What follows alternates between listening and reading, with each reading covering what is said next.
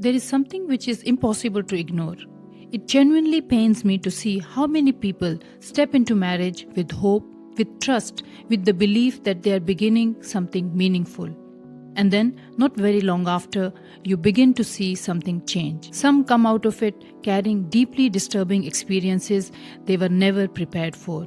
Others stay, but not because things are working, but because leaving feels harder than staying, due to dependency, shame, or perhaps a belief system which directs their choices. And slowly, what was meant to be a place of comfort becomes a place of confusion, silence, emotional strain, and in most cases, even trauma. Not loudly, not always visible, but quietly. And when we look at it from the outside, we say relationships are complicated. But are they really complicated?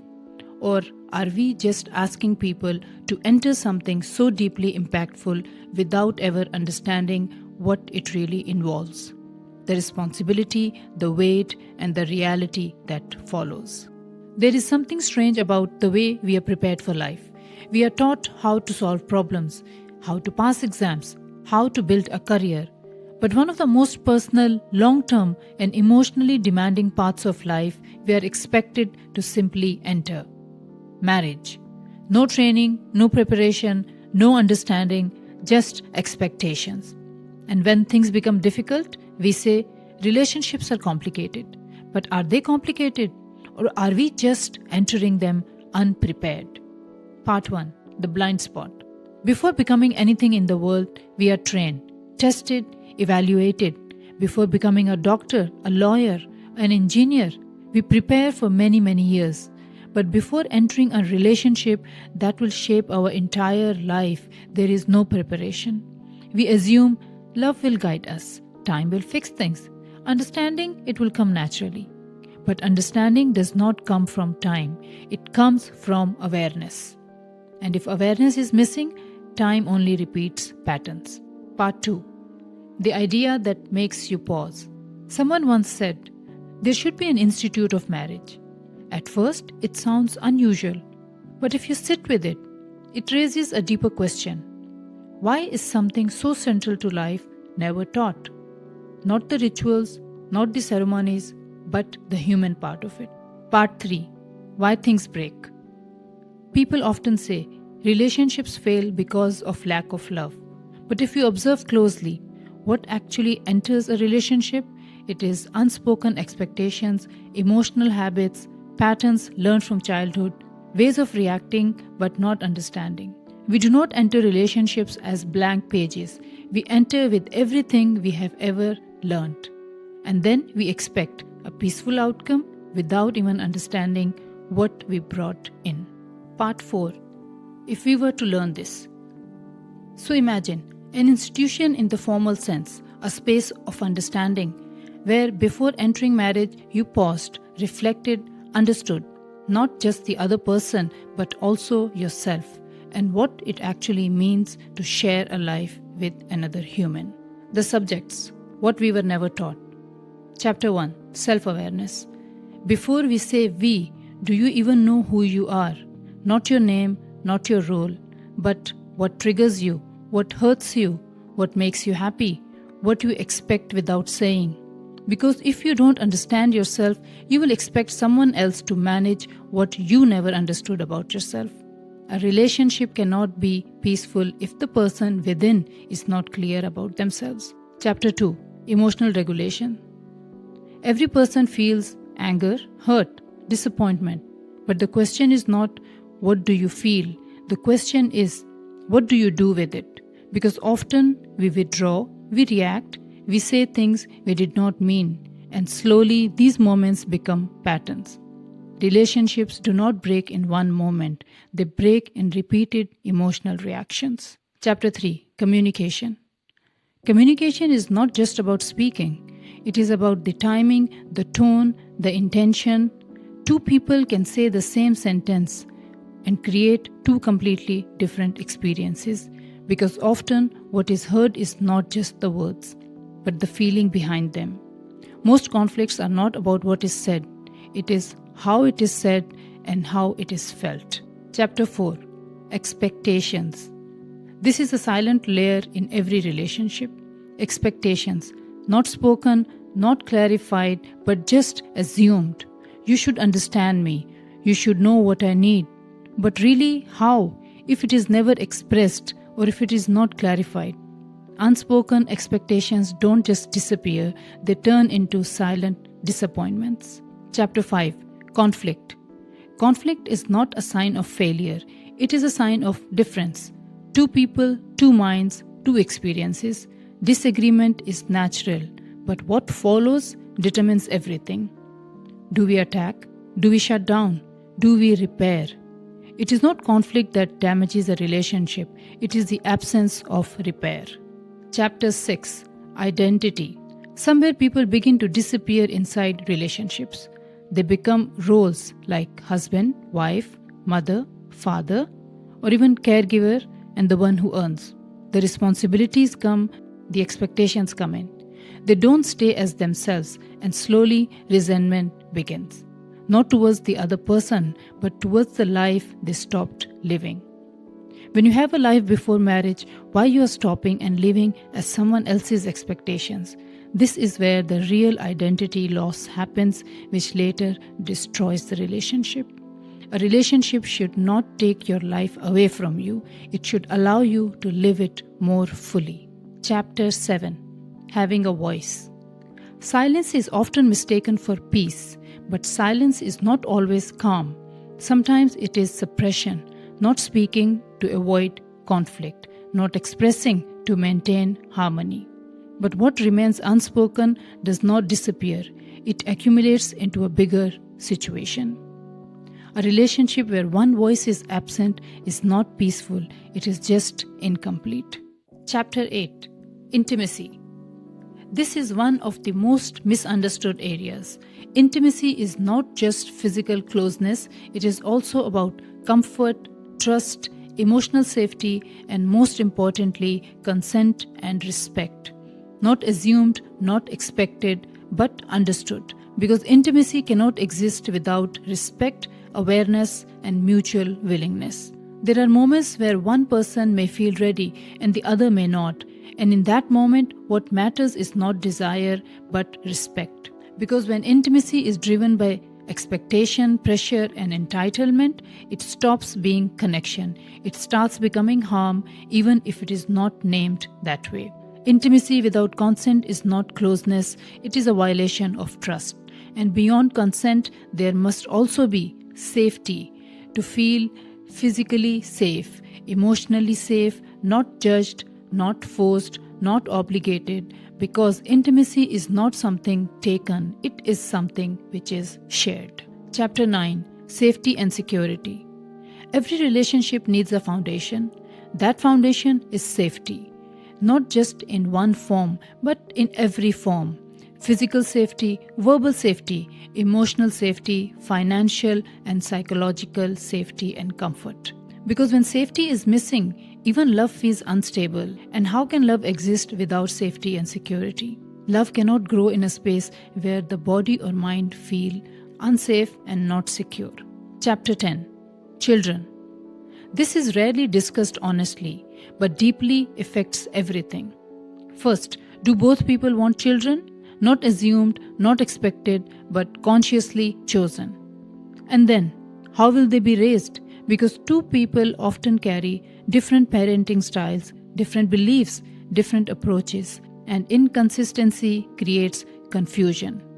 Children don't just get confused by complexity, they get confused by contradiction. Chapter 11.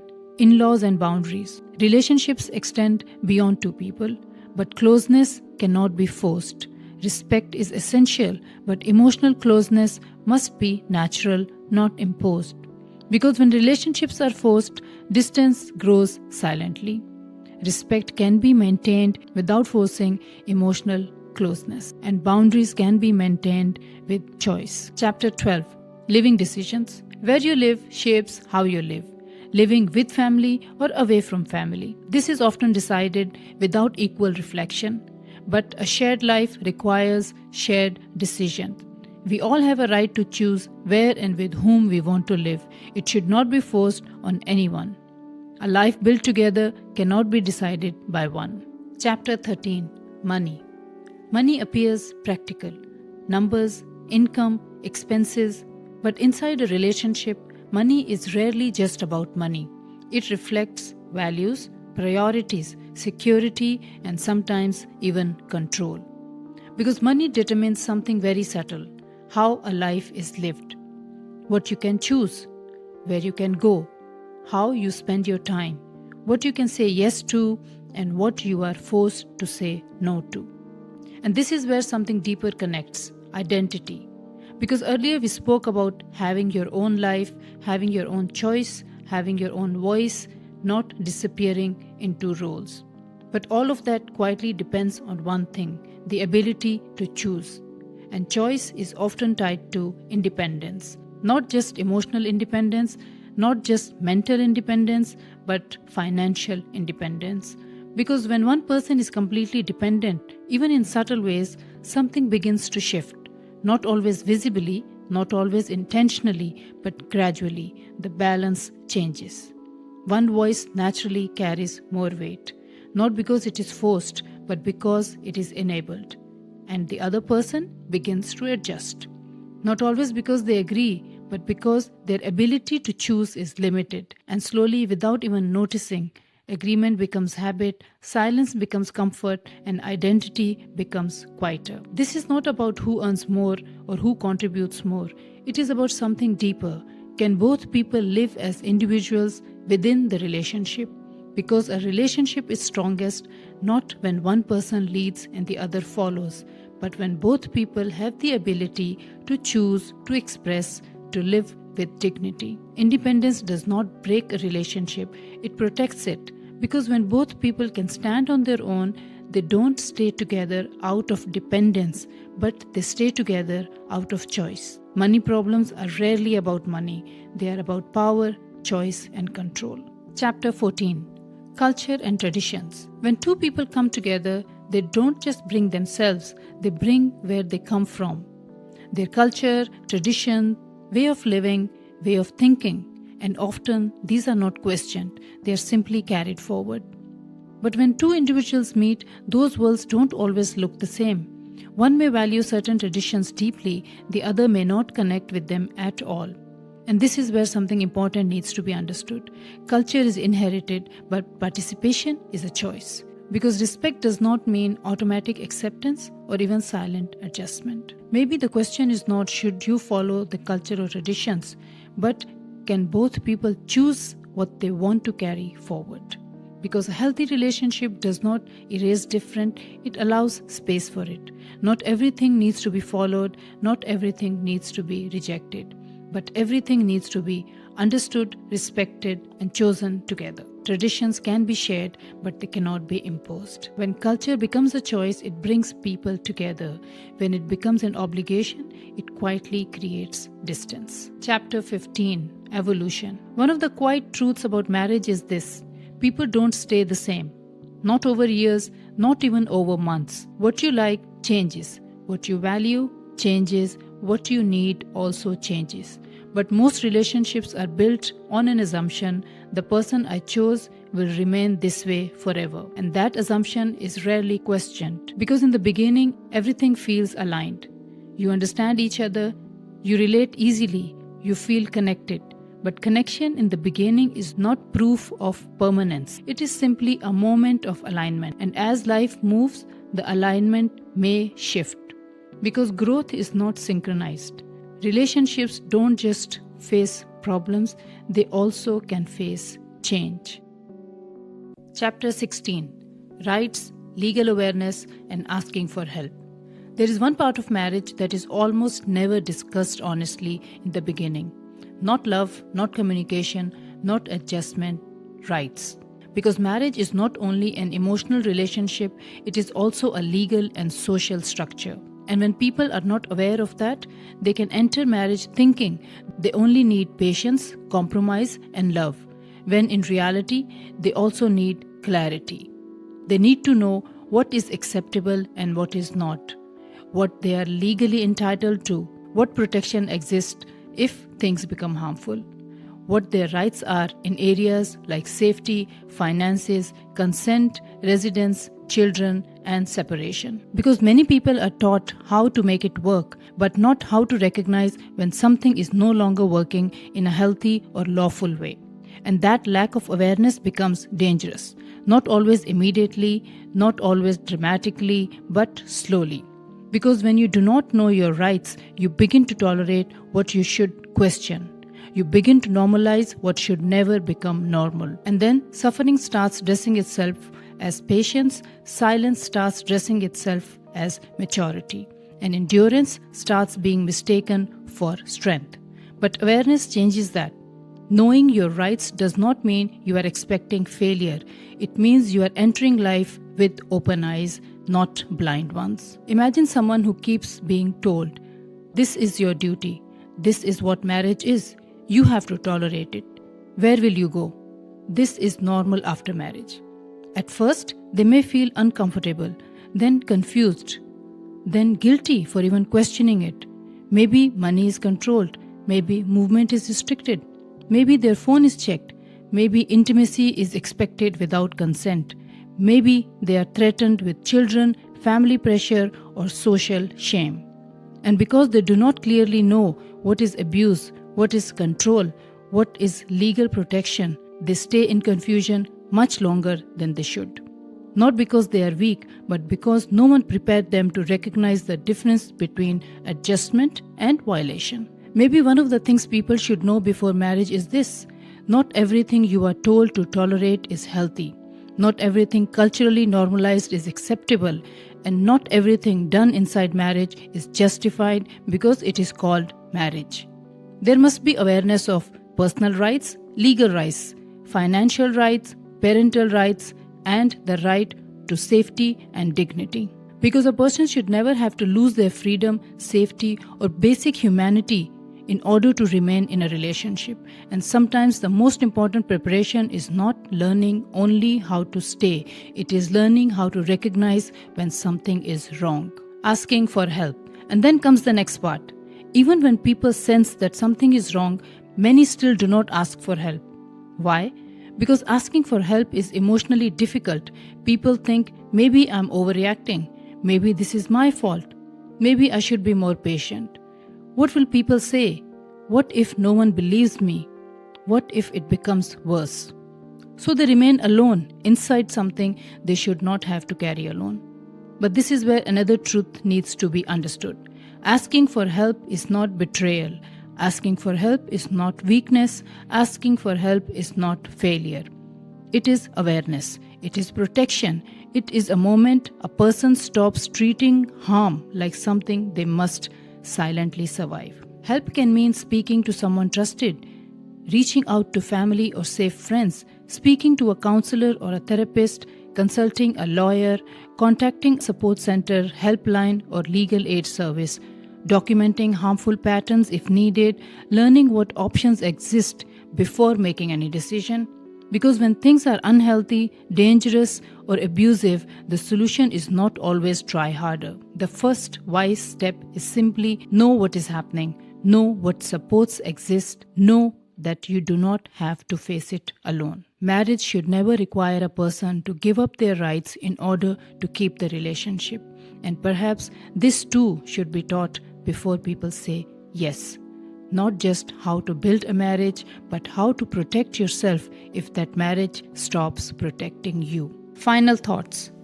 As you listen to all of this, you may begin to notice something, not outside but within. The moments where you recognize patterns, some questions you may have never asked, and things you assumed would just work.